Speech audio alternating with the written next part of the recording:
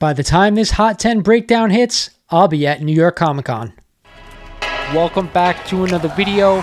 This really popped when I saw it. That to me is a monster increase. Again, this book got hot. This book is ready to go higher. So let's jump right into it. We are back today with another statue review from Diamond Select Toys.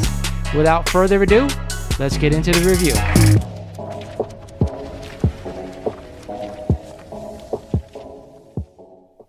What is good, YouTube? Welcome back to the show. This is Lawrence over at Mighty Comics and Collectibles, and thank you for joining me for another Hot 10 breakdown of the week. If you guys aren't familiar with this one, I take the 10 hottest comics according to the Key Collector app, and I break them down for you guys, letting you know which I'd be buying, and of course which I'd be staying away from. But before we get started in the video, like always, I want to remind you guys, if you're not a current subscriber of the channel, you guys are missing out. Hit that sub button for me, smash that like button, and check out all the new merch I have for sale down below.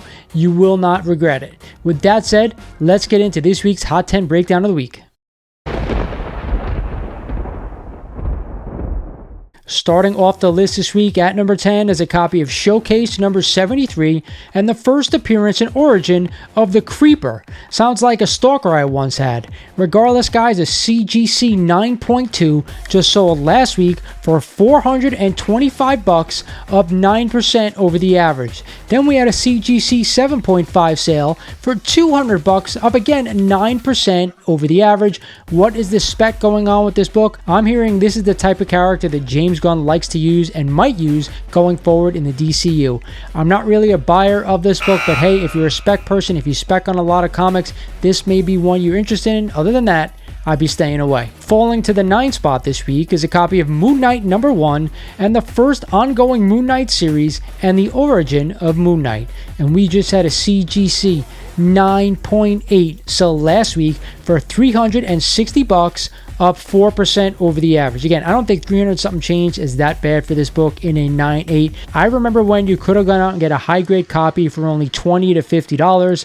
That's not the case anymore. Regardless, I'm going to spend 300 and change on this book. I'd rather put it to Werewolf by Night number 32 and the first appearance of Moon Knight. That is always the better buy. What the F? At the 8th spot this week, guys, is What Else? It is a copy of Omega Man number 3, yes, back on this list, and the first appearance of Lobo, an intergalactic bounty hunter, and a CGC 9.8 just sold last week for $397, up 16% over the average. Guys, why is this book back in the list? All of a sudden, we're starting to buy this book again. There are 10 million copies out there for sale and a ton at a 9.8.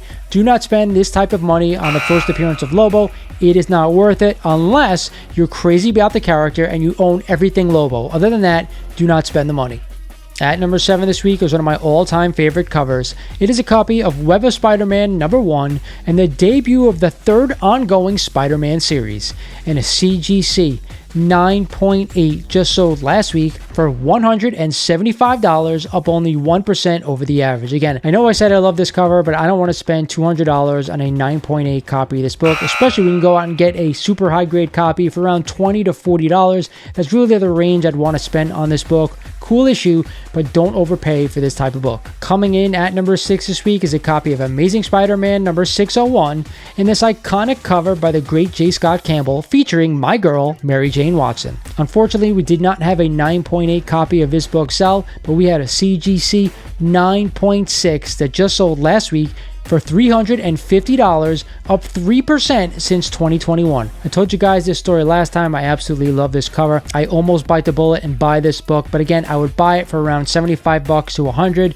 I don't want to spend more than that. I would love to own it in a 9.8, but it's just too darn expensive. At the 5 spot this week is a copy of Ghost Rider number 1 and the first solo title featuring Ghost Rider, and of course, the first appearance of Damian Hellstrom, Son of Satan, and a CGC 8.5 just sold last week for $1,048, up 28% over the average. Then we had a CGC 7.5 sale for only $595, up 2% over the average. I do like this book, and in the past, I would have gone ahead and picked it up. However, the prices it's going for right now, I'd rather own a Marvel Spotlight 5. That book has really come down. That's where I'd be putting my money, on a Ghost Rider book and not this one. Unless you want to own the first appearance of Damian Hellstrom, and that's why you're buying it. But me, I'm sticking to Johnny Blaze. At the 4th spot this week is a copy of Marvel Superheroes number 18 and the first team appearance of the Guardians of the Galaxy. I'd say this book is about 5 years too late. We just had a CGC 9.0 sell last week for $1,125, up 7% over the average. Then we had a CGC 6.0 sale for only $295, up 4% over the average. Again, I've owned this book in the past and sold it probably a few years after I bought it. Not an investment book, not a book I really want to own going forward for my collecting goals, regardless. If you're a huge Guardians of the Galaxy fan and you think you're going to use some of these characters in the next Guardians of the Galaxy movie and you want to spec on it, be my guest. I wouldn't. But other than that, guys, I'd definitely be staying away from this one. Not even sure why it's on the list. Coming in at number 3 and still on this list, it will not go away no matter what we say. It is a copy of Wolverine number 1 and the first solo title featuring Wolverine. And of course, this classic cover by the great Frank Miller.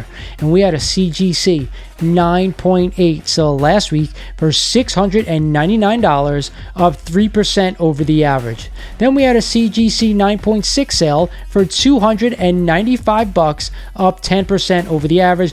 I tell you guys this all the time, it's an awesome cover. I'd like to own the book for around $100 to $150 in high grade. No need to go out and get a 9.8 or even a 9.6. Just spend the amount that you're comfortable with to own this book, just to have it in the collection. Other than that, I'd definitely be staying away from this one. It is not worth it. At the 2 spot this week and back on the list is a copy of Star Wars number 1 and the first appearance of the OG Star Wars characters we know and love, and a CGC 9.6 just sold last week for a cool $1,000, up 5% over the average. Then we had a CGC 9.0 sale of only $360, up 1% over the average. I remember a few years back you could have had like a 6 or a 7.0 for only $50 to $100. Now all of a sudden a 9.6 is going for $1,000. Too much money to spend. If you're a super duper Star Wars fan like a lot of you are and you just want to own the book, get yourself a lower grade just to have in the collection. Do not spend $1,000 on this one. It's been around for quite a while. And finally, at the top spot, what else for the 4th week in a row? It is a copy of Uncanny X-Men number 130 and the first appearance of Taylor Swift. The Dazzler, and a CGC 9.8. A perfect copy of this book just sold for $2,100, up an insane 46% over the average. Then we had a CGC 9.6 sale for $550, up 33% over the average. I understand with those average increases why this book is at the top spot. I just can't understand when anyone would spend $2,000 on a 9.8 copy of this one. It's a no-go for me. Even if you're a Dazzler fan, it's way too much money to spend. I can take $2,000 and put it towards a better key.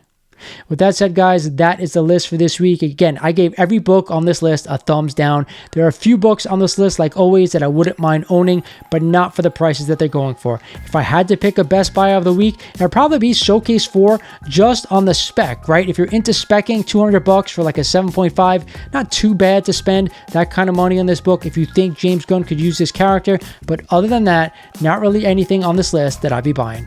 Hope you guys enjoyed the video. This is Lawrence over at Mighty Comics and Collectibles saying thank you for watching, and I'll talk to you guys soon.